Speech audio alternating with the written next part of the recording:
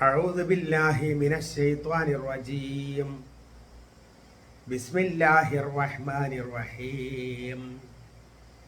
وإذا النفوس زوجت وإذا الموءودة سئلت بأي ذنب قتلت وإذا الصحف نشرت وإذا السماء كشطت وإذا الجحيم سعرت وإذا الجنة أزلفت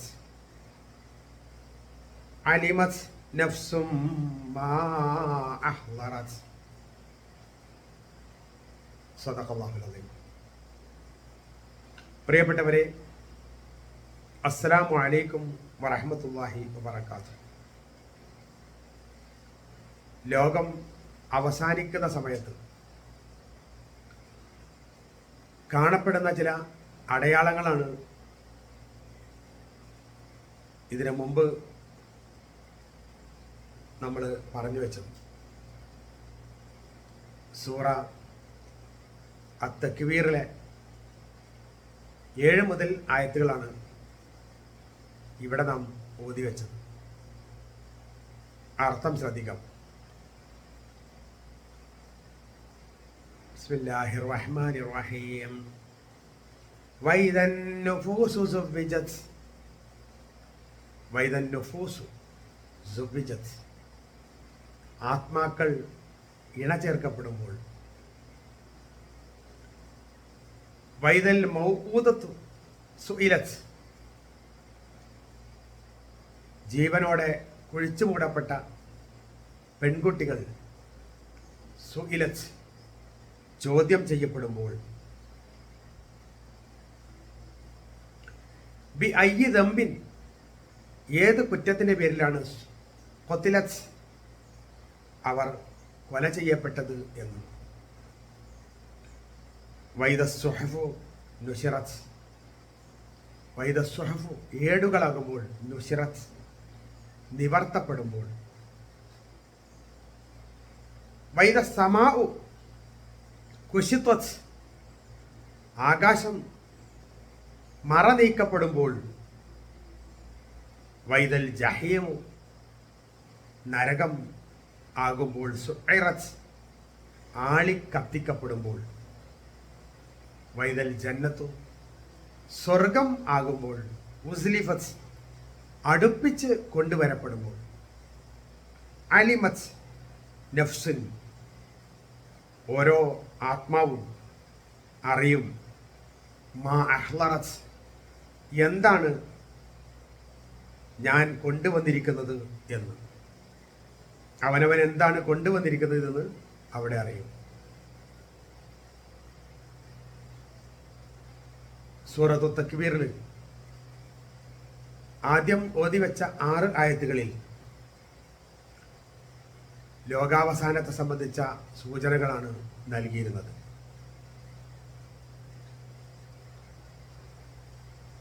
പൂർണ്ണഗർഭിണികളായ ഒട്ടകങ്ങൾ ശ്രദ്ധിക്കാൻ ആളില്ലാതെ വരികയും സൂര്യൻ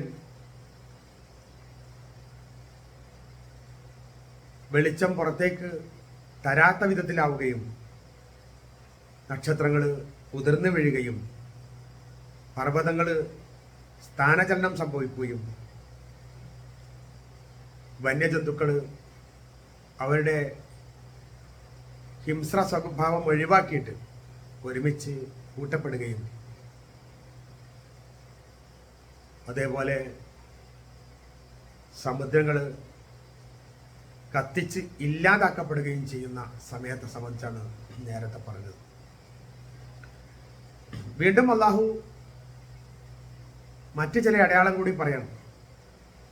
വൈദൻ നുഫൂസു സുവ്വിജത്. ആത്മാക്കൾ ഇണചേർക്കപ്പെടുമ്പോൾ. ഇവിടെ മരിച്ചുപോയ ആളുകൾ അവരുടെ ശരീരം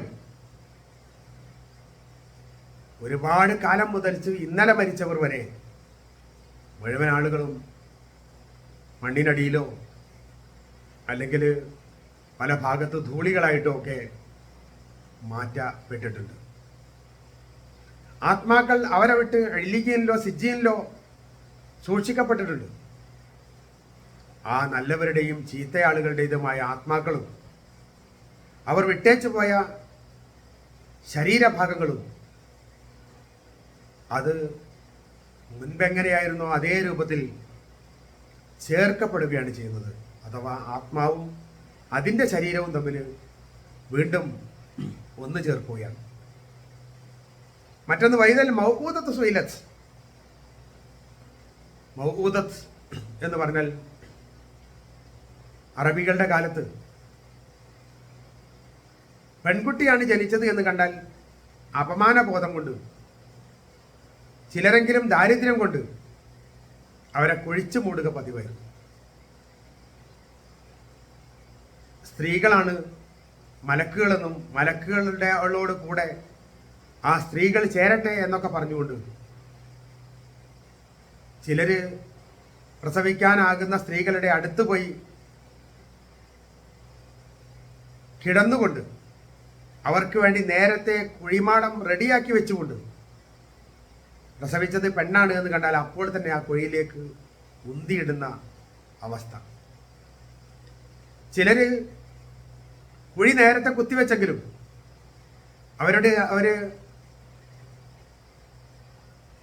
9 ചാൺ ഒക്കെ വലിപ്പമാകുന്നത് വരെ കാത്തു നിന്നിട്ട് അവരെ നല്ല പെർഫ്യൂമൊക്കെ അടിച്ച് നല്ല വസ്ത്രങ്ങളൊക്കെ ധരിപ്പിച്ച് ഞങ്ങളൊരു ഇടം വരെ പോയി വരാമെന്ന് പറഞ്ഞുകൊണ്ട് തനിക്ക് പിറന്ന പെൺകുട്ടികളെ കൊണ്ടുപോയി കുഴിമാടത്തിൽ വെച്ച് കുഴിയുടെ അടുത്ത് വെച്ച് അവരെ അങ്ങോട്ട് നോക്കാൻ ആവശ്യപ്പെടുകയും ഉന്തി തള്ളിയിട്ട് മണ്ണിട്ട് മൂടുകയും ചെയ്യുന്ന രീതി അറബികളുടെ ഇടയിൽ വളരെ കൂടുതലായിരുന്നു. ചിലരെങ്കിലും അതിനെ ധിക്കരിച്ചതിന്റെ പേരിൽ അവർക്ക് സമൂഹത്തിൽ നിന്ന് പഴി കേൾക്കേണ്ടി വന്നതും അന്നത്തെ കവിതകളിലൊക്കെ കാണാൻ സാധിക്കും. അങ്ങനെയുള്ള പെൺകുട്ടികളെ കൊണ്ടുവന്ന് അവരോട് അള്ളാഹു ചോദിക്കുകയാണ്, എന്തിനാണ് നിന്നെ അങ്ങോട്ട് കുഴിയിലേക്ക് തള്ളിയിട്ടത് എന്ന്. അവരോട് ചോദിക്കുകയും അവർ ഒന്നും അറിവില്ലാത്ത രൂപത്തിലുള്ള ഉത്തരം പറയുകയും ചെയ്യുമ്പോൾ അത്യധികം പ്രയാസത്തിലാകുന്ന ആ ദുഷ്ടന്മാരാകുന്ന ആ ആളുകളുടെ അവസ്ഥ അവിടെ അള്ളാഹു വരച്ച് കാണിക്കുക തന്നെ ചെയ്യും. വൈദൽ മൗഊദത്തു സുയിലത്ത് ബിഅയ്യി ദംബിൻ ഖുതിലത്ത്. വൈദ സ്വഹഫു നുശിറത്ത്. ഏടുകൾ നിവർത്തപ്പെടും. നല്ലതും ചീത്തയുമായി ഈ ലോകത്ത് നിന്ന് പ്രവർത്തിച്ച മുഴുവൻ കാര്യങ്ങളെ സംബന്ധിച്ചുമുള്ള കൃത്യമായ വിവരണം അത് അള്ളാഹു അവിടെ വെച്ച് നൽകും.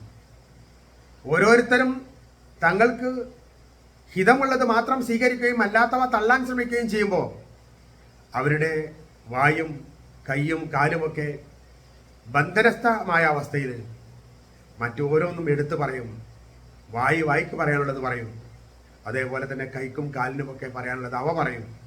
എന്ന് പറഞ്ഞാൽ ഒരിക്കലും മൊത്തത്തിലുള്ള ആ മനുഷ്യൻ എന്ന് പറയുന്ന ആൾക്ക് ഒന്നും പറയാൻ പറ്റാതെ എന്നാൽ അവയവങ്ങൾ എടുത്തു പറയുന്ന ആ അവസ്ഥ. വൈദ സ്വഹഫു നുശിറത്ത്.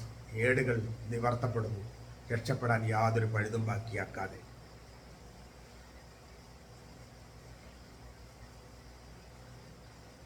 ഈ 10 കാര്യങ്ങളും നടന്നു കഴിയുമ്പോൾ പിന്നീടാണ് ഓരോരുത്തർക്കും തങ്ങാനുള്ള ഇടമേതാണ് എന്ന് സ്വർഗനരകങ്ങൾ അല്ലാഹു സുബ്ഹാനഹു വ തആല കാണിച്ചു കൊടുക്കുകയാണ്.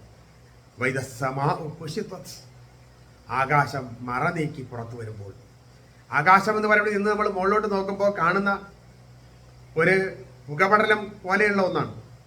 അത് മാറ്റിയിട്ട് വളരെ വ്യക്തമാക്കിയിട്ട് അവിടെയുള്ള മുഴുവൻ സംഗതിയും അള്ളാഹുവിൻ്റെ അർശടക്കം, അള്ളാഹുവിൻ്റെ സിംഹാസനമടക്കം, സ്വർഗനരകങ്ങളടക്കം എല്ലാം മനുഷ്യന് മറ നീക്കി കാണിക്കപ്പെടുകയാണ്.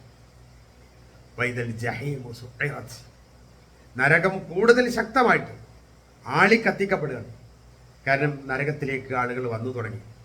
അപ്പോൾ ആ വരുന്ന ആളുകൾക്ക് വേണ്ടിയിട്ട് നരകത്തെ കൂടുതൽ ഭീഭത്സമായ രൂപത്തിൽ കത്തിച്ച് ഭയങ്കരമായ ജ്വാലയോട് കൂടിയിട്ട് നരകമോടെ പ്രത്യക്ഷപ്പെടുത്തുകയാണ്. വൈദൽ ജന്നത്തു ഉസ്ലിഫത്. സ്വർഗം അതിൻ്റെ ആളുകൾക്ക് വളരെ അടുപ്പിച്ച് കാണിച്ചു കൊടുക്കും. നേരത്തെ നമ്മൾ നരകത്തെ സംബന്ധിച്ച് പറഞ്ഞിട്ടുണ്ട്.